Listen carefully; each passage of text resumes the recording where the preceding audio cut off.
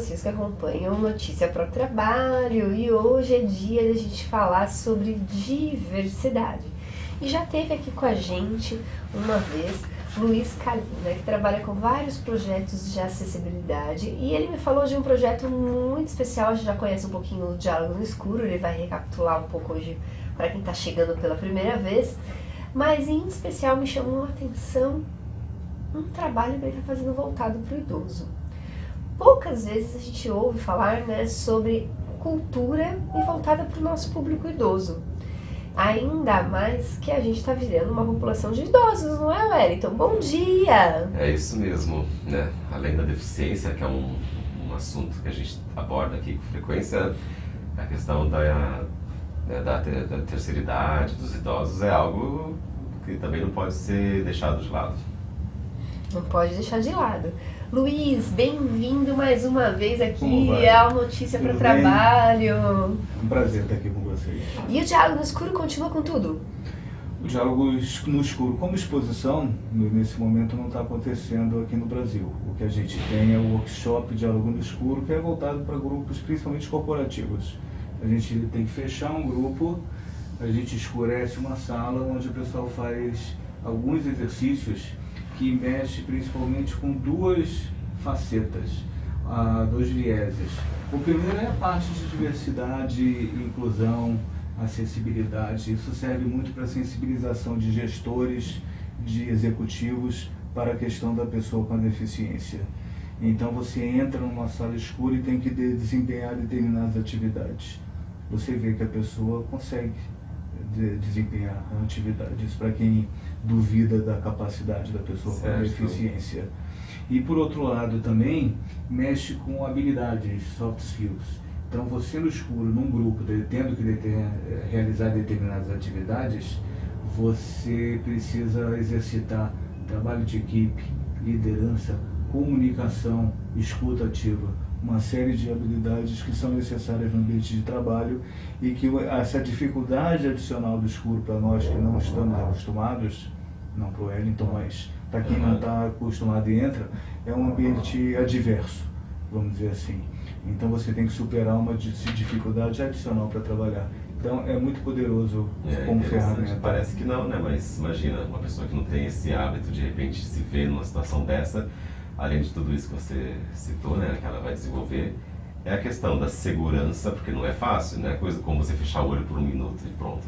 Não. Você desenvolver a questão da segurança, percepção, raciocínio, tudo isso envolve numa situação dessa que você perdeu a visão, teu sentido mais importante até então no ambiente de trabalho, e passa a contar agora só com os seus sentidos, né, menos usados, assim, né?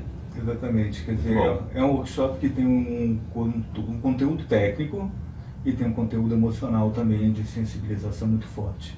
É muito interessante, muito a gente tem feito para várias empresas e o pessoal em geral sai muito feliz. E é engraçado, Wellington, que na última vez que o Luiz Kalina esteve aqui, ele trouxe os condutores, não sei se é esse o termo que você utilizou, mas são pessoas deficientes visuais que ajudavam as pessoas que enxergavam a se conduzirem por aqueles espaços que para quem enxergava parecia um bicho de 7 cabeças, mas para eles era o dia a dia. Exatamente, ele eram guias na exposição. Guias, isso, eu não lembrei o nome. E agora no workshop eles são facilitadores, porque eles ajudam o grupo a ultrapassar as tarefas que eles têm que desempenhar. O workshop gera mais ou menos quantas oportunidades de trabalho para cegos em cada workshop? A gente tem 7 treinados em São Paulo e 7 treinados no Rio. Então, quer dizer, são 14 com a possibilidade de trabalho. É um trabalho freelancer, né? Na verdade, ele acontece quando a gente tem o workshop, que a gente tem tido uma base de 4 a 6 por mês. 14 facilitadores. São 14 facilitadores com a possibilidade de desempenhar a tarefa. E o que apreende um facilitador para trabalhar com vocês lá no projeto? O que ele precisa? Quais são as competências, né? Ele precisa ser uma pessoa Cega, primeiro, né? cega, competência. Cega, baixa visão é o primeiro. Essa é uma competência que poucos, né, tem. Ele precisa ter uma postura corporativa, precisa ter uma linguagem corporativa e digo, você não pode falar gírias ou coisas do gênero o tempo todo. Sim. É lógico que é um ambiente totalmente informal, mas ele tem que ter uma postura de ambiente de trabalho. Sim, é um trabalho. É um trabalho. Ele pode estar tanto com analistas, com uma média gerência, com supervisores gerentes, ou com grandes executivos. Então ele tem que ter uma postura. É óbvio, ele tem que ter um grau de mobilidade muito alto, porque ele é que coloca tudo nas mesas, né? Todos os objetos que a gente vai trabalhar, ele é que tem que pegar onde estão colocados, colocar na mesa, identificar as pessoas, conseguir acompanhar aquele grupo, que pode ter de 6 a 10 pessoas numa mesa, dependendo da situação, transitar naquela sala. Cada dia pode ser numa sala, a gente monta a sala, pode ser num hotel, pode ser num centro de eventos, pode ser na própria empresa. Então ele tem que ter um grau bom de mobilidade para se adaptar rapidamente naquela sala. Na hora que a gente chega, 1 hora depois ele vai estar realizando o workshop, facilitando e trabalhando tem que se isso. adaptar. E os diálogos com o tempo já vem numa novidade, numa nova pegada, que é uma pegada que poucas pessoas observam, né, Wellington? Que é o nosso envelhecer. Sim. E o envelhecer com qualidade de vida, com cultura, com qualquer outra coisa que a gente deveria ter tido, pelo menos, no decorrer da existência. Infelizmente, muitas pessoas passam a existência inteira sem poder usufruir da cultura, usufruir do esporte, usufruir da educação, da saúde. Qual que é a proposta do diálogo com o tempo? O diálogo com o tempo abriu para o público dia 17 de abril. Então é uma coisa realmente Recente. novíssima. Lançamento. Hã? Lançamento. Não, lançamento. Uma coisa que eu vou te corrigir é o seguinte: não é para o idoso. Não é para o É idoso. para você. Ah, Para nós, na pra verdade. nós. Porque a questão é o seguinte: o que a gente vai ser quando a gente chegar na terceira, quarta idade? Que se vivermos, chegaremos todos. É o que Com esperamos. graça, né? É o que esperamos. A gente tem que se preocupar hoje. A nossa vida de hoje vai determinar também como vai ser a nossa velhice. A questão da longevidade é uma questão super importante hoje em dia no Brasil. A gente está vivendo cada vez mais. Então, nossas escolhas hoje vão impactar como a gente vai ser no futuro. Então, a exposição tem alguns módulos. No primeiro, você vê um filme sobre envelhecimento. O envelhecimento é normal. Todos nós aqui, nós três, você, ele que está ali atrás da câmera, que é mais novinho, quer dizer, todos nós vamos ter mudanças físicas e fisiológicas através da nossa vida. O cabelo vai ficando branco, você vai perdendo massa muscular, começa a doer tudo e tal. São coisas normais que acontecem, vão acontecer com todo mundo. E, de certa forma, a gente quer que aconteça isso, que a gente quer ficar velho e essas coisas são normais. A alternativa é pior, né? Exatamente. Agora, você pode perder o tônus muscular, mais ou menos, dependendo justamente. Você se exercita, que tipo de alimentação que você tem e coisas assim. Então, a primeira coisa é um filme que mostra justamente uma pessoa da infância até a velhice. No segundo, nossos guias, né, que aí nesse caso são guias também, e eles têm todos acima de 70 anos, ele primeiro fala um pouco da sua vida e conversa com o grupo sobre o que é uma velhice feliz, qual é a sua ideia de um envelhecimento feliz. Para vocês, por exemplo, é continuar trabalhando, é estar com a família, é cuidar dos netos, é ser esportista, é viajar, é tomar cerveja com os amigos. E são valores que vai mudar de pessoa para pessoa, né? Exatamente. Então você tem lá, a gente tem uma forma de um jogo onde você escolhe o que você quer e o grupo conversa justamente sobre isso. O que vai te fazer feliz? O que vai ser a felicidade para você? Com certeza não é ficar deitado numa cama preso numa cadeira de rodas, né? Não que a pessoa não possa ser feliz assim, porque tem gente nova cadeirante que é feliz. Sim. Mas você não planeja fazer isso. Sim, é a questão de envelhecer e chegar a uma velhice com saúde, né, e autonomia, pelo menos, independência, né? Exatamente, né? A gente conversa muito com nossos guias facilitadores, com as pessoas com deficiência visual, ninguém quer ter. Acho que você não queria ter. O fato de ter não faz com que você seja infeliz. Exato. Né? Não muda, são as condições que a gente adquire. Agora, se você puder tentar reverter as questões ou fazer com que sua velhice realmente plena chegue muito mais tarde, é muito melhor para você. Então, hoje em dia você vê gente de mais de 80 anos fazendo esporte, Sim. correndo maratona. Talvez todos quisessem chegar aí. Talvez não correndo a maratona, mas podendo caminhar pelo bairro, sem grandes dificuldades. Então, é justamente aí que você entra. Mas existem as dificuldades. Então, a terceira sala é uma sala que mostra as dificuldades.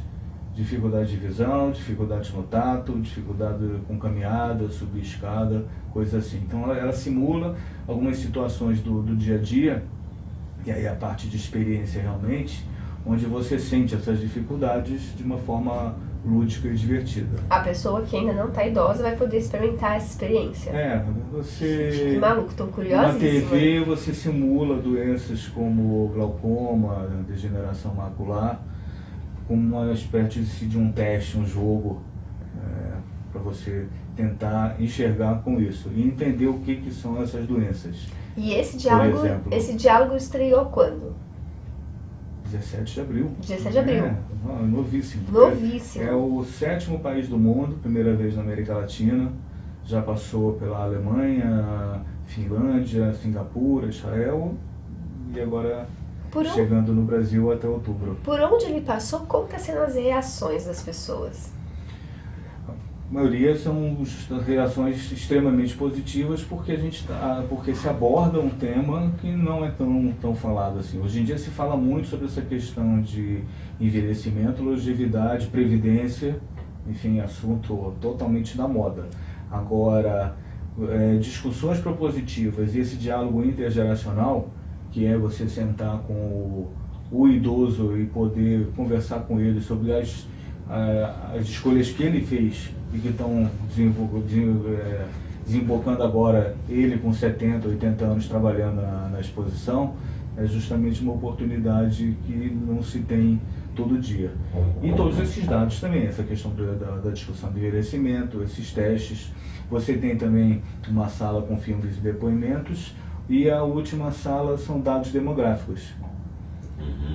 É que eu acho que eu não posso dar a resposta agora, porque a gente tem 6 perguntas sobre dados demográficos, que a gente fala de quantos centenários tem no Brasil, quantas pessoas acima de 80 anos, qual é o estado mais velho e o estado mais novo, qual é a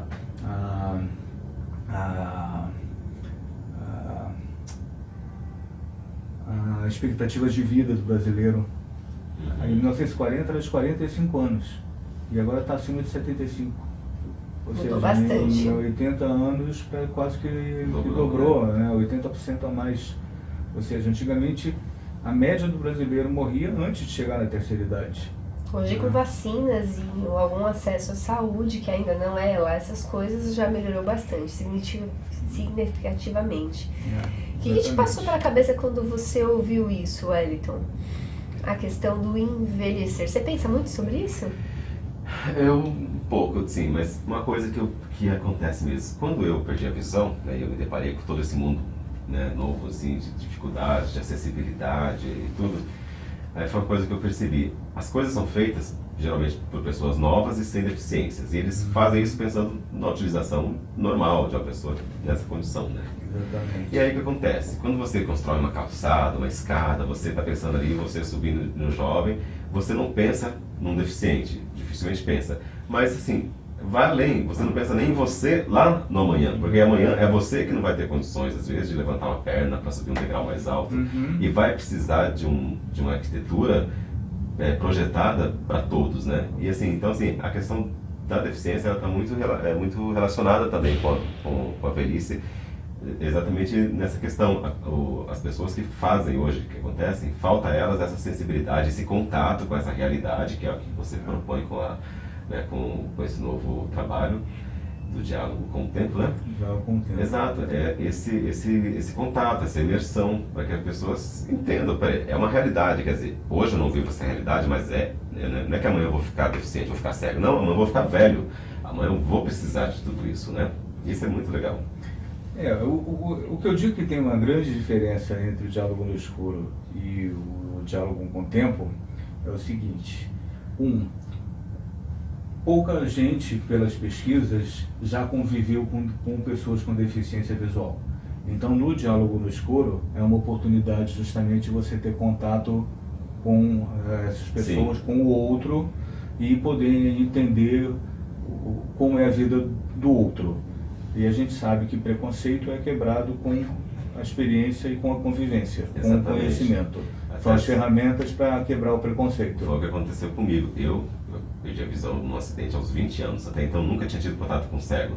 Então, o meu choque, a minha dificuldade maior em aceitar essa nova realidade de cego, era porque a ideia que eu tinha de cego era aquela coisa, coitadinho, que depende de esmola, que vive de ajuda. Eu nunca tive contato com cego. Que literatura, inclusive, trazia, né? Exato. Literatura, TV, eu nunca vi um cego trabalhando, pegando um ônibus, um metrô, nunca tinha visto isso na minha vida. Nunca tinha reparado. Exato. Não era só seu mundo, né? Então isso foi o que dificultou mais a minha aceitação. Quando eu conheci um grupo, um universo diferente de pessoas cegas que tinham uma vida normal, independente, aí mudou. Fiquei totalmente outro depois disso. Exatamente. O conhecimento realmente é a ferramenta para quebrar o preconceito, isso não tem jeito. E no diálogo no escuro, as pessoas tinham a oportunidade de estar quase uma hora junto com um cego, Sim. conversando com ele, entendendo a dificuldade dele no ambiente dele, que era um ambiente no escuro. O que facilita até na administração dos gestores, porque a gente tem uma lei, que é a lei de cotas, que obriga as empresas a contratarem o deficiente, mas muitas vezes o deficiente ainda não se adaptando porque o gestor não está preparado para receber. Porque a equipe não está preparada para receber esse colega e não sabe de que maneira utilizar, por exemplo, hoje aqui de manhã, né, o Wellington conosco. Ele normalmente chega e acerta o banheiro logo de cara. Mas hoje eu falei direito, estava falando direito correto, mas hoje a esquerda dele estava torta. Normalmente é da dislexia aqui. Não está lembrando qual que é a direita e qual que é a esquerda. Aí você vai, você pega, você traz, você faz como, você direciona, você dá a voz. Às vezes você perguntar para o colega como ele prefere que a gente auxilie é o melhor caminho. Eu sempre oriento isso. Mas o novo assusta. E aí esse assustar, às vezes, uma oportunidade de passar uma experiência como essa, no diálogo no escuro, pode fazer toda a diferença para o gestor, por exemplo. O workshop é muito para isso. A gente teve várias equipes de gestores que iam receber pessoas com deficiências, não só visuais, mas outras deficiências. E passaram pelo workshop para justamente experimentarem essa situação. Mas o que eu estava falando a maioria das pessoas nunca teve contato com o cego. A maioria das pessoas já teve contato com o idoso. Afinal de contas, os pais são idosos, os avós são idosos, praticamente quase sempre, bisavós. Então, o conhecer não é o diferencial. Por outro lado, praticamente ninguém quer ficar cego. Sim. Você não vai lá para...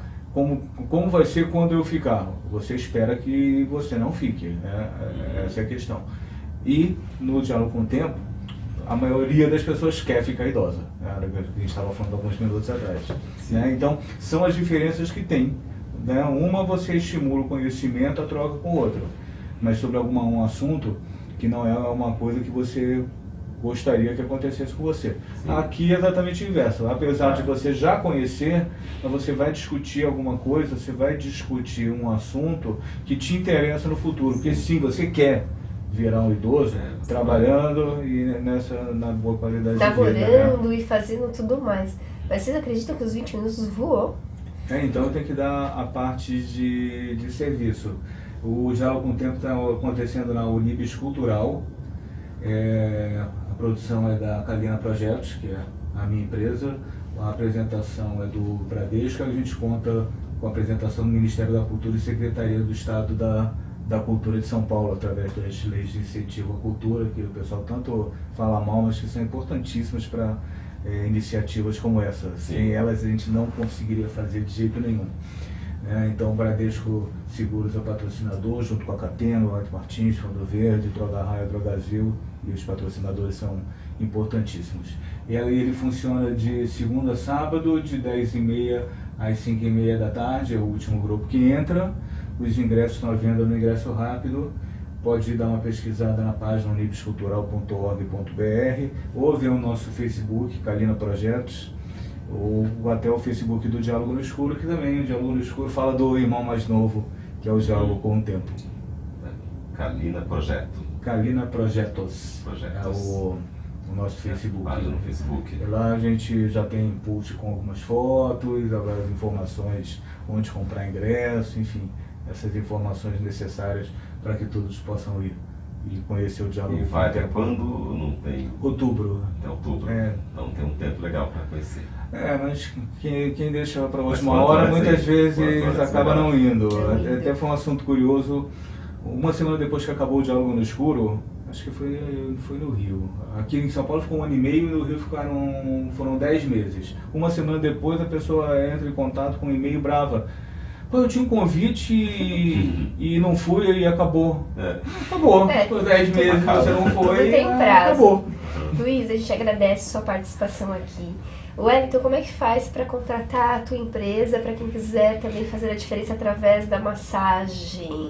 A gente do também tem um bem-estar? trabalho com massagem, qualidade de vida no trabalho, e você pode entrar em contato com a gente através do site massagenotrabalho.com.br. E a gente agradece a participação dos dois aqui com a gente nessa manhã. Agradecimento também à nossa equipe. E se você gostou e quer apoiar esse trabalho, saiba que as notícias do Notícia para o Trabalho se mantém através de vendas de soluções de comunicação.